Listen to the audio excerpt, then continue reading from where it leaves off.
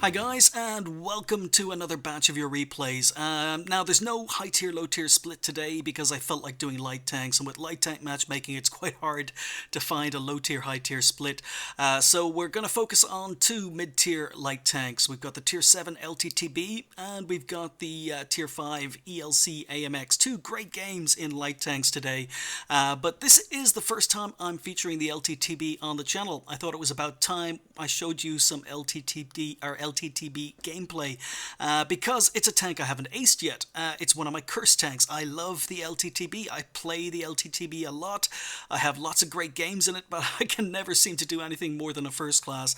And it makes me really jealous when I see other players doing so well, which brings me to the point of today's video, because I'm featuring light tanks for another reason, a nefarious, underhanded reason. And that's because I happen to know of a very good light tank player, and this light tank player has just started his own YouTube channel. And you may have heard of this player before because his name is hendrikj. hendrikj has featured on my channel and quite a few videos, usually light tank videos. He sends in a lot of very good light tank replays, but he is also featured on Quickie Baby's channel. Quickie Baby featured one of his games. He's a very good light tank player, and the LTTB seems to be one of his light tanks of choice. He plays a lot of games in the LTTB, but you can see he plays low tier light tanks, he plays high tier light tanks. He has Leopard ace tankers up here. He has lots of LTTB ace tankers up here. Look at this. He's got two ace tankers in the LTTB here in this video. He's got another one here. He seems to play a lot of light tanks, and he plays them very well. He makes getting ace tankers and light tanks look very easy. He also has a very good style. When you're watching his videos, he goes through what's in his mind. He explains to you what's going through his mind at the time, what influences the decisions he makes while playing light tanks. And if you're interested in light tanks, or you want to learn how to play light tanks better, I can't think of very many players who can play light tanks as well as hendrikj. So I'm going to put the link to his channel below this video in the description, and I do recommend, if you're into light tanks, check it out. As you can see, it's a brand new channel and he's already uploaded a bunch of videos, a huge number of light tank videos, so it's well worth checking out if you want to learn how to play light tanks, or you're having difficulty playing some low tier lights or even some higher tier lights. hendrikj has probably aced them multiple times, and those games are probably up here on the channel. But as I say, this is the first time the LTTB is featuring on the channel, so I might as well go into the background history a little bit. I know some of you guys love that, and I know some of you guys will probably just skip ahead. As soon as I said historical information, you're going to skip ahead to the gameplay. But yeah, this is a LTTB. So first of all, where does the name come from? Well, LTTB is Russian. It's the first letter from the name of the tank in Russian. Now, I'm not going to even try and pronounce the name because my Russian pronunciation is non-existent. But translated into English, what it means is light tank with heavy armor. Yeah, very original name, light tank with heavy armor. That's what LTTB stands for in Russian. But that gives you an idea of what this tank is all about, because this is a light tank that was designed with armor in mind. It was designed in 1944 as a potential successor as a Russian light tank to the T-80, but it never made it past design phase. It never even made it to prototype stage, and in fact, technically, it never even made it past design stage because it's not even a full design. The design for the LTTB is incomplete. It is only a hull design. The turret design was never ever completed, so the project was cancelled before it could get very far. So this is a concept tank by Wargaming. Wargaming have stayed true to the original design with regards to the hull, which is based on a T-34 medium tank. You can see that from the sloping. But yeah, it's got very good hull armor. It's almost medium tank, or is medium tank standards armor on the hull. The tracks were based on the T-100 heavy tank, or super heavy tank. T-100? I've never heard of a T-100. Well, check out my SU-100Y review. I spent quite some time talking about the T-100 super heavy tank, along with pictures in that particular Is It Worth It review for the SU-100Y if you want to know more about the T-100. But the T-100 tracks and suspension were used on this tank, along with a T-34, well, a hull based on a T-34, but the turret was never actually designed. It was never completed created, it was never designed. So this is a wargaming invention, and what they actually did was they took just a standard turret from a T-34-85 and they put it on the tank. Now, the original designs did show the tank having a 85mm gun, so the gun is historically accurate as regards the original designs, but the turret it's on is not. So, this tank wasn't, or the hull of this tank wasn't even designed for the T-34-85 turret, because the hull, or the turret ring on the hull, is actually far wider than the T-34-85's turret ring is. So even a T-34-85 turret wouldn't have fit on this tank. It would have had to have been an original turret, but it was never designed, so we'll never know. As a stopgap, Wargaming have put a widened T-34-85 turret on. So the turret is a T-34-85 turret, but it's just a little bit wider in order to fit the hull. But it's that's not the only place where Wargaming have taken liberties with the tank. The tank was originally designed with a 400 horsepower engine, and the engines we get in game stock is 550 horsepower, and the final engine is 700 horsepower. So the two engines this tank gets, both stock and fully upgraded, weren't originally designed for the tank either. But it does mean that the tank becomes a lot faster and a lot more mobile in the game than it was originally planned to be or designed to be in real life. So the LTTB, or the light tank with heavy armor, is just that. If you take a look at Tanks GG, you can see that we've got a lot of red areas on the front of this tank. So what we have is a medium tank. Medium tank armor on a light tank. You can see lower glacis is not amazing, but still can cause lower tier tanks problems. The upper glacis is about 150mm thick. Due to its angling, it's only 90mm in the garage, but as I say, that angling means it's about 150. It has the T-34 85's turret, but it's been widened a little bit so it can fit the turret ring on the hull, and that means the areas to the left and right of the gun mantlet are maybe a little bit bigger on this than they are on the T-34-85, and what you can see is, yeah, you've got cheeks that can be penned, but if they don't hit your cheeks, they hit further out, the armor is much more effective. Same on the other side. If they hit directly beside the gun mantlet, it's easily penned, 90mm thick, but if they hit further out, it's much more effective. So the turret armor can be very, very good on this. The gun mantlet is also quite troll, because not only is it spaced armor, but it's covering regular armor. So you can see here 143mm of armor, but you've got 90mm of spaced armor with 20mm of regular armor, turret armor behind it. And the turret mantlet, you can get some weird bounces, some weird angles, weird shots into the gun mantlet, and it's effective in places. Higher tier tanks may be able to pen it, but then again, they may bounce. It all depends on the angle they hit your turret at. The cupola on the top is quite large because it is the T-34-85's turret. If you hit it directly on, it's about 90mm thick, but if you hit further to the sides, you can see again, once the effectiveness of the angling and rounding happens, it's a little bit more effective. But yeah, for a light tank, this thing is certainly well armored. Even from the front, you've got two very weak areas to left and right that are cheeks, that are well angled. They can cause a lot of bounces as well, because what you can see is, even though it's 85mm of effective armor, it's got 45mm of real armor, and it's hard to overmatch. You need a very big gun to overmatch this, so a lot of tanks are going to be bouncing if they do go for your angled cheeks. Just be aware, when you do angle, because it does have cheeks, those cheeks become less effective and they drop down to about 55mm and can be penned.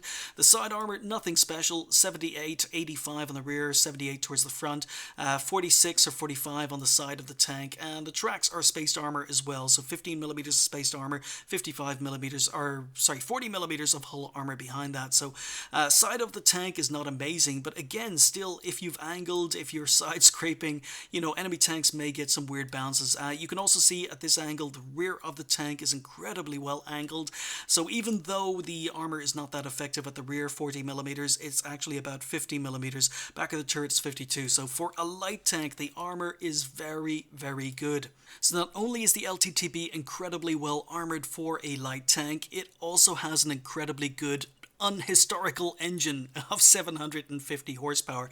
Means the horsepower to weight ratio on this tank is absolutely phenomenal. It's very, very fast. It traverses very, very fast, accelerates really well. You can do 40 to 50 kilometers an hour going uphill in this tank. The power to weight ratio is that good. So yeah, great mobility, great top speed, great armor, and the gun is an 85mm. It comes with 170mm of penetration, 180 damage, which is medium tank standards gun on a light tank, so you can get to the sides, you can get to the rear of enemy tanks so easily. This gun is very, very good. The premium ammo is APCR. It gets you up to 216 millimeters of penetration, 180 damage. So the alpha damage and the accuracy, forgot to mention the accuracy on the gun is extremely good for a Russian gun. So yeah, it's pretty much all positives, but it wouldn't be me if I stayed all positive about this tank. It is one of my favorite tanks, even though I haven't aced it yet, but it does have negatives. Because the tracks and suspension are based on the T100 super heavy tank, it means that the tank is actually very, very long. It is as long as most heavy tanks, which is very, very unusual for a light tank. It means that it's quite a tall tank. You can see the height of this tank compared to maybe the VK4502A over there. So for a light tank, it's quite tall, and it's also very, very long, and that means maybe it's a little bit easier to hit than some other light tanks. And when you do get hit, because it's quite narrow, it may be long and tall, but it's also a very narrow tank. It means that all your crew and all your modules are gathered together in a very small space. So once again, you're going to be taking crew, assuming the shot hits and pens, you're going to be taking crew damage, you're going to be taking module damage a lot in this particular tank. So it's best, even though you have armor, to try and avoid getting hit. But the biggest problem, probably the biggest problem this tank has, is the fact it only gets 3 degrees of gun depression. So the gun depression and the gun elevation are both extremely poor on this tank, and when you're driving this tank and you are trying to use it on ridges or on slopes, the gun depression can get you into a lot of trouble. If you hit any sort of obstacle or even small rocks or debris on the ground, it means your gun, even though it might be on target, suddenly shoots up in the air because of that lack of gun depression. So it's one of the things I hate about the tank, but the tank has just so many other strengths. But yeah, I'm not going to say it's perfect. It does have some problems. So yeah, I think other than the gun depression, I think this tank is very, very good. I think it's a lot of fun to play. It's just a pain in the ass to get an ace in, but we're getting back to this matchup. We are with David Storm 6797, as I say. I'm just going to be calling him Dave.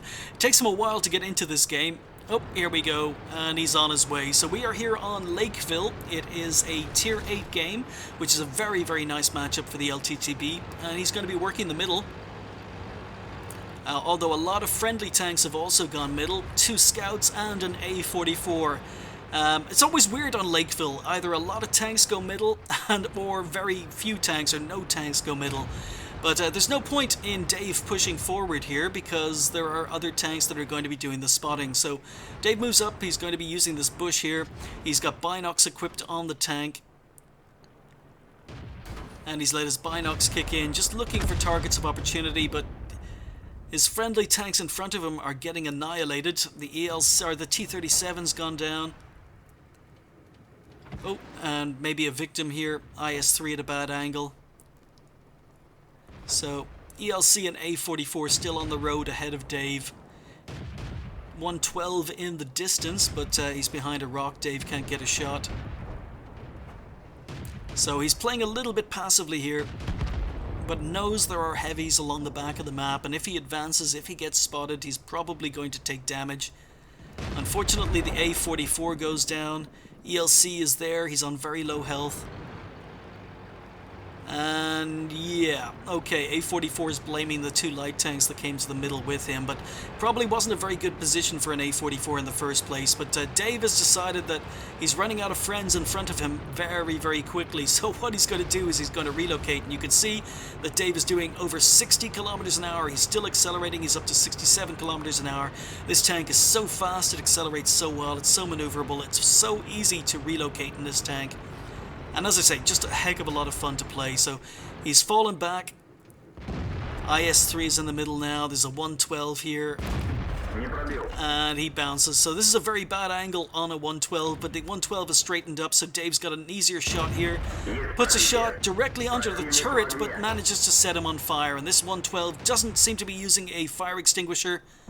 And a nice burn to death. So Dave is up to 667 damage from that one shot into the side of a 112. In the meantime, with a Tiger 2 and an IS-3 sitting back, Dave decides he's got to go into town, maybe help another friendly IS-3. There's also lower tier heavies, an Arl and an IS in town, but Not much enemy tank, or not very many enemy tanks spotted in town. Just an IS and now an AMX 5100. There's Dave's speed getting him into trouble. Probably keeping an eye on the minimap, keeping an eye on the tanks in front of him. Didn't see where he was driving. So friendlies have taken out the enemy IS. That Arl was way too aggressive, but Dave is now flanking, and this is what this tank is good at. Basically, this is a medium tank. I mean, even though it's a light tank, it gets medium tank armor, it gets a medium tank gun, and it has all the benefits of being a light tank in that it's fast, maneuverable, keeps its camo rating on the move.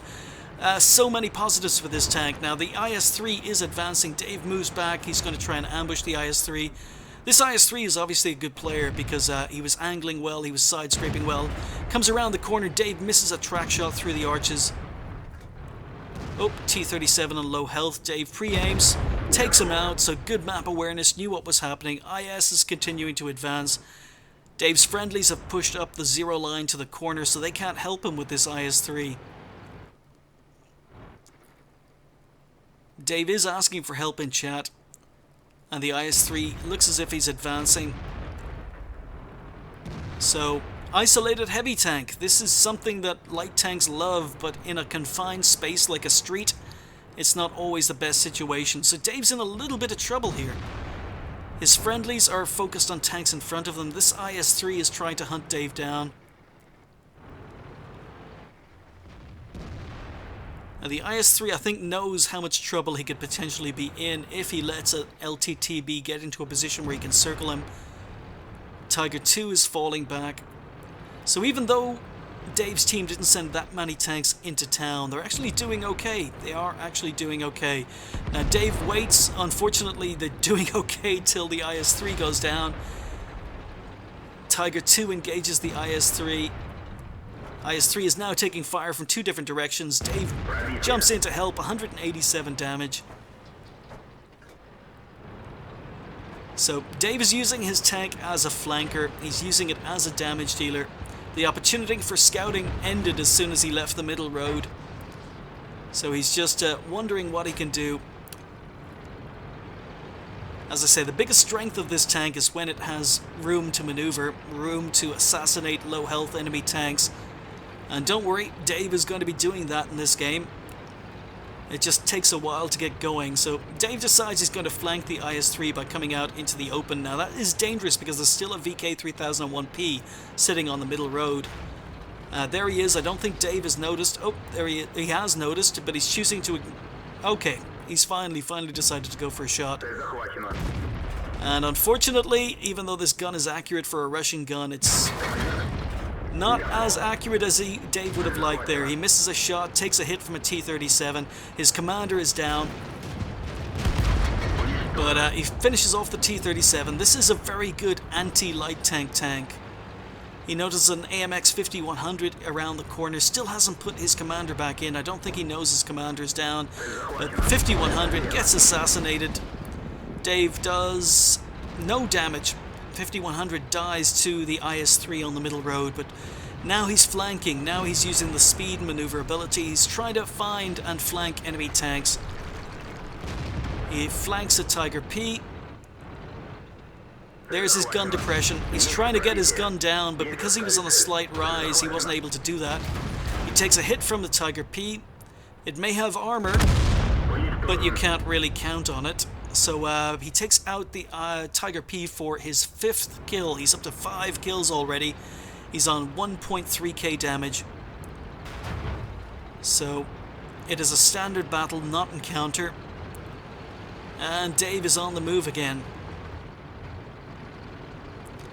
But yeah, this pretty much highlights what this tank is amazing at. Oh, he goes up on one track. This is how fast this tank is. This tank is also susceptible to track damage. It takes track damage very, very easily, and you can very, very easily track yourself. You don't need the enemy team to do it for you. So if you're not driving carefully, you can end up tracking yourself. But just 2 tanks left on the enemy team. Dave's on 5 kills. He's looking for his top gun. You can see how fast this tank can relocate. Doing 60 kilometers an hour and accelerating even further. He's going to try and get to the rear of the Tiger 2, rear of the IS-3. And even on bad ground, this is bad ground for most tanks. Dave is still doing 40 kilometers an hour, so he's gotten to the rear of the Tiger II. He's going for ammo rack shots just below the turret ring there. Now he's going for engine shots. Tiger II is taking his time to notice. So some nice free damage on the Tiger II. Takes Dave up to 1800. And is he going to risk a shot? He's going to risk a shot. Does a little bit more damage. Tiger II doesn't seem to want to fire. And Dave is able to finish him off for kill number 6. Just one tank left on the enemy team. It's an IS-3 on low health. And once again, this is bad ground. You know how badly tanks handle along here, but Dave is still doing 54 kilometers an hour. That's just how good the ground resistance and horsepower to weight ratio are on this tank. It's an assassin. Dave's on 6 kills. He's on 2k damage. Moving in on the final enemy tank. Rams a T-25-2 by accident. Gets another shot in. Secures the kill for kill number 7. And there is the LTTB. So yeah, this is one of my cursed tanks. I've played a lot of games on this tank, haven't managed an ace yet, and that is really surprising because I love playing the tank so much, but it shows how strong this tank can be, and I think a lot of players out there must be playing it very, very well. That wasn't an ace. He picked up 7 kills in that game. It wasn't an ace for Dave. He picked up a first class, picked up a Top Gun. I know how that feels, David. I really do know how that feels. But he showed off the LTTB to its strengths. He finished up with 2,000, just over 2,000 damage, 7 kills, playing it as an assassin, being very, very sneaky, using it to flank, using it to get side and rear shots. He ended up with 1208 XP, top on XP, not a bad game at all. He fired 18, hit 15. Accuracy let him down on a couple of shots, but also, yeah, it's still a very, very good gun for a Russian gun. It's accurate, it's quite rapid firing, it's got nice penetration and good alpha damage. Of the 15 shots he hit, he managed to pen 13. He did over 2k damage as mentioned. He damaged 8, destroyed 7, did 333 assistance damage. Wasn't playing with a premium account and still earned 13,500 credits. It was a ×3, which left him on 3,624. But yeah, LTTB, first time it's been on the channel. It's a concept tank, was only partially designed, and Wargaming finished it up. They put a much more powerful engine on it was designed to have. They gave it a turret that historically it was never supposed to have in the first place, but it does have the gun, it does have the hull, and it does have the tracks the tank was originally designed for, and it's a very, very, very good light tank, a lot of fun to play.